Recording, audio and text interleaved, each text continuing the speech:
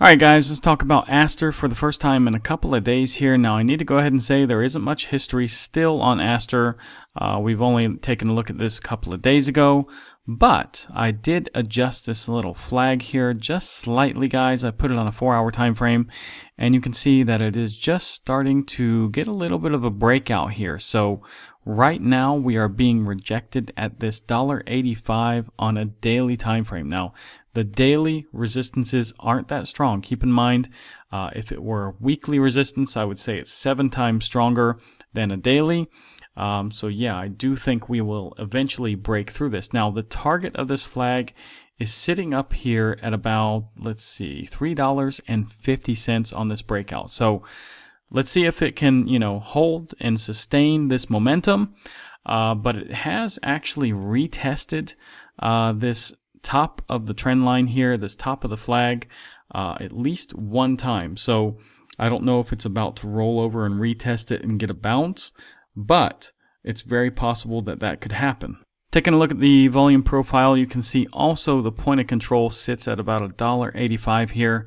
So we are fighting getting above the point of control. And once we do that, if we can get above about $2, we're going to take out these 2 large candlesticks, the 2 largest actually, and then we can start to stair step our way up here.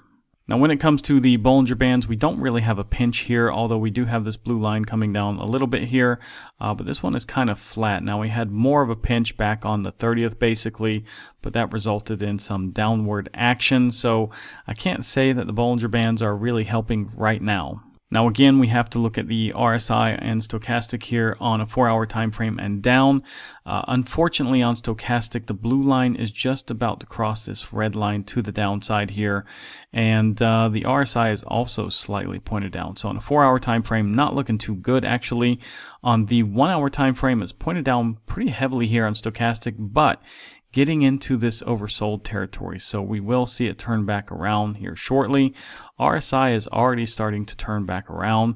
15-minute time frame is actually oversold and about to start coming back up, but the RSI, you can see it's kind of flickering here, and now it is pointed up when just a second ago it was pointed down. So let's see what happens, but yeah, I think basically we might see some short-term upside here, but $1.85 is going to be a little bit hard to break until all of these indicators are, pretty much looking to move back up. So we need some resets here, I believe, at least on the 1-hour and 4-hour time frame, and then probably we will break this $1.85. Now one more indicator to consider is the MACD, guys, and you can see we are starting to print some dark green candles here, and that's a good sign. So let's see if we can sustain the momentum to the upside here.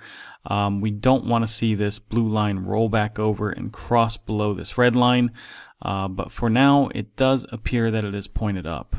Now ASTER is currently the number 55 project, guys. It actually has a market cap of almost $3 billion already, despite it being so new. Max supply is 8 billion tokens. 1.65 billion are circulating at the moment. So all-time high not too long ago, guys, 8 days ago, but you're getting about a 26% discount at the moment because the all-time high was $2.41. I actually picked this up, I think, at $1.81 if I remember correctly, guys. And all-time low, if you picked it up here, that's amazing. It says 15 days ago. I'm not sure where you would have picked that up, but yeah, you're sitting at about 1,700% up at the moment if you picked it up for about 10 cents. Now something that's a little bit related to ASTER is the BNB price, guys. So I need to go ahead and say this is making new all-time highs again. So you can see that we are just constantly making this pattern with BNB where you run up, you have a dip, and then you break that neckline and then you continue. So here we kind of have similar as well. Here we have another similar pattern. Here you kind of had that dip, you break the neckline and run.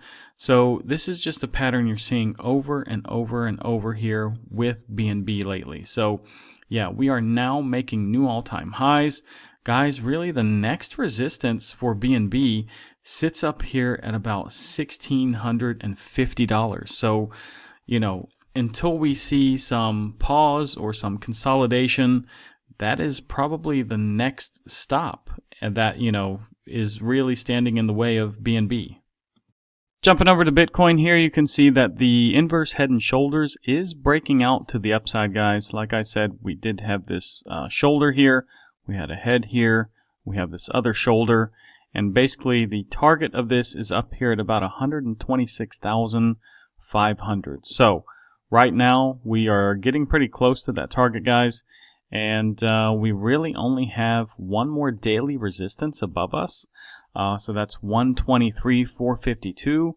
And then we have the all-time high to take on. And then after that, guys, it's back to blue sky territory.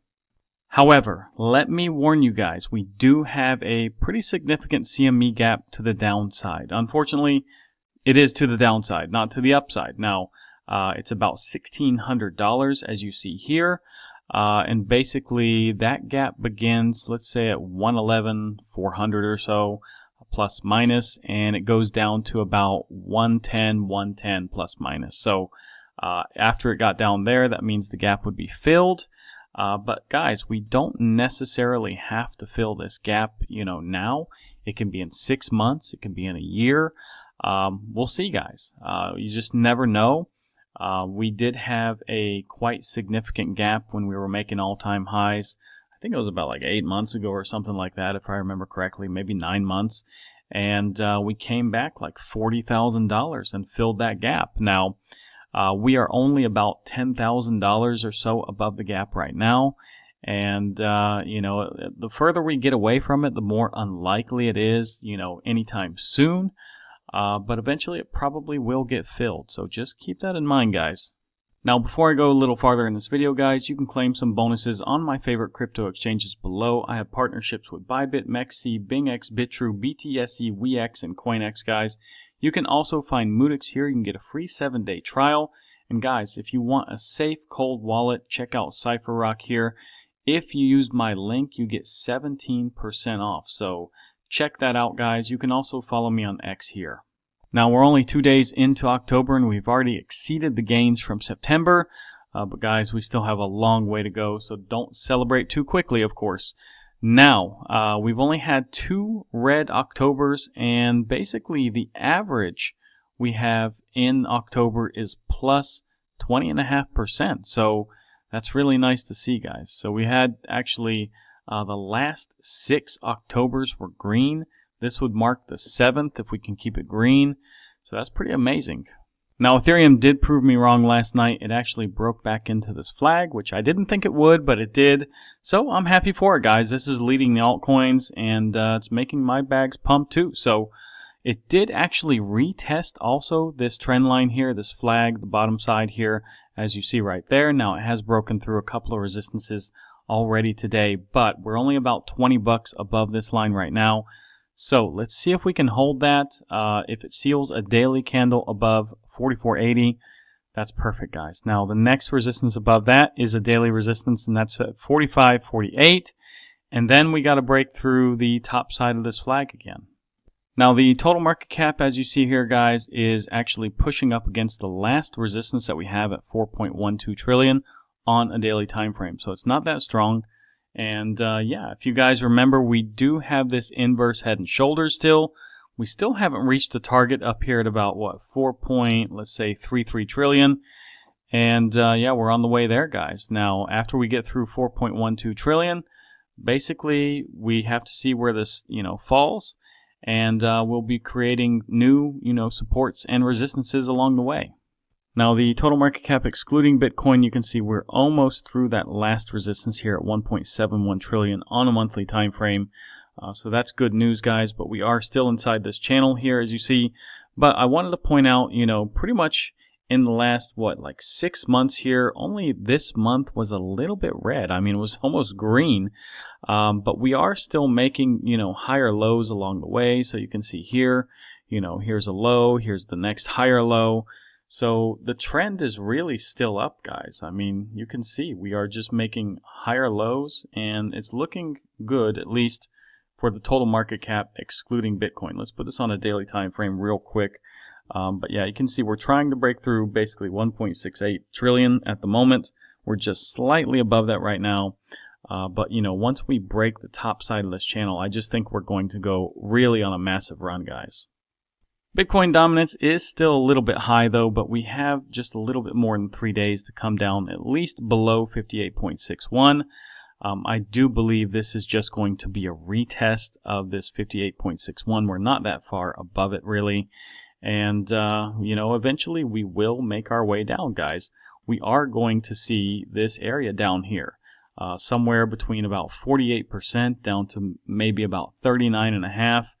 That's probably where we're all going to start selling our altcoins. So keep that in mind. Eventually we will get there, but basically we're in some consolidation here, I think. And yeah, we will go down. We're going to see a lot of money, you know, for altcoins coming very soon, guys. I think in the next like 2, 3, 4 months probably. I think maximum we have probably until February. Now, as you see here, people are putting their money back into crypto. So we have a giant, this is a weekly candle, so this is a giant weekly candle to the downside. It's already engulfed the previous week. So again, we still have time this week. We need to seal this candle from Sunday to Monday night. But the way it's looking, guys, you know, it looks like a lot of people are just throwing their money back into crypto. I do believe once we break this 4.18, we're going to see a lot lower, you know, candlesticks here. Oddly enough, right before this video, guys, I did refresh this and it went from a 73 to a 71. So I'm a little bit shocked to see it go down. My altcoin bags are pumping. So yeah, I'm not sure why it went down, but we're not in altcoin season, unfortunately. Now, liquidation heat map, we have about $470 million that have been wrecked in just the last 24 hours. These are mostly short. So guys, if you are longing or shorting, please be careful. Please. You know, and especially if you're using my links and I'm getting commission off this stuff, guys, I kind of feel bad if you're getting liquidated. So please, be smart, be careful, play it safe. I don't want anybody to get wrecked, especially when you guys use my links down below. Fear and greed sits at a 64 here, so we did jump 15 points. The next update will be in about 4 hours. If we go to the bull market peak indicator, sell at the top, it's still 100% hold right now. There's 0 from 30 indicators that have been hit. So the best one, in my opinion, is the Pi Cycle Top indicator, and it's just sitting a little bit below 60% at the moment. And that is what this looks like, guys. So it looks like probably it started maybe to curve back to the upside. That's why it went from like a 57 or 58 maybe yesterday to almost a 60. So yeah, I mean, until this crosses, guys, we don't really have to worry.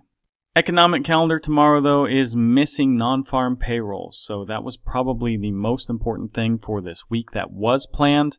But because of the economic shutdown, guys, it's not going to happen. So we still have one FOMC member speaking tomorrow. But we also have the PMI and ISM numbers and factory orders. So these are still pretty important numbers, guys. Don't take them too lightly. But again, non-farm payrolls will not be released tomorrow. Now on the Moodyx dashboard here, we do have a slight negative day today. It's just really slight though, guys. The week is still fairly positive though. That's pretty big for a weekly number. Sentiment is still risk on. The trend is growing, so this is good to see, guys. Now, if we go to FedWatch Tools, this has actually switched up a little bit. We did have 1% over here thinking that we were going to get a half-point cut, but now I see that there's 2.2% believing we're not getting any cut at all. Now, if we go to Polymarket, it is a little bit different as well, and actually 4% believe we're going to get a half-point cut now. 89% believe there's only going to be a quarter-point cut. 8% believe that there's not going to be any change. And, you know, the crazy few, 1% here, believe there's going to be a 25 basis point increase. Unfortunately, it appears that inflation is actually kind of ticking up here. We're at 2.25%. And just a couple of days ago, we were sitting at like 2% flat. So not good to see, but we're still not that far off from the 2% goal of the Fed. Now, crypto bubbles looking pretty good today, guys. And only a couple of things are down. And really, these are new projects mainly. So yeah, this 2Z just came out today. MEXC, this is pretty new, I think, as well. So yeah, guys, mostly everything is up across the board. So anyways, if you want to stake your coins, guys, go to Coinondo here. I was looking for Near Protocol a little bit earlier today, but yeah, you can go to Earn here or go to the main page, and you can actually find your coins here. Just check out this website, guys. Do your homework. Don't blindly send coins around, and sometimes, you know, this website is not completely updated, so be careful. Anyways, guys, if you like this video, like, subscribe, activate the bell, share this video with a friend, and like I said, guys, please use those links down below. It really does help me.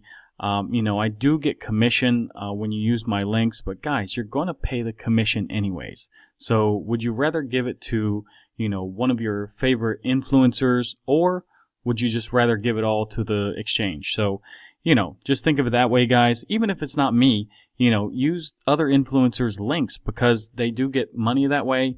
It helps us keep this channel going. And I really appreciate it for those who have been using the links. And there have been some people lately using these links. So I can see, you know, that my commission is actually starting to go up here. So people are getting more interested in crypto. That's one way to kind of gauge it as well too, guys. So yeah, I really appreciate it. And thank you guys so much. Guys, I will see you in the next one.